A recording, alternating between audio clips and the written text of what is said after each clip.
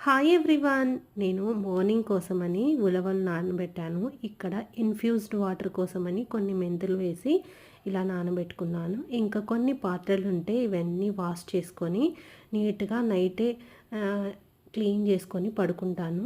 ఇంకా gas stove మొత్తం clean చేసుకొని పడుకుంటాను. నేను ఈరోజు ఒక స్పెషల్ ఐటెమ్ చేశాను. అది మీతో లాస్ట్‌లో షేర్ చేసుకుంటాను. ఇన్ఫ్యూజ్డ్ వాటర్ మీకు తెలిస్తే కామెంట్ చేయండి. నాకు కూడా ఈ మధ్యనే తెలిసింది.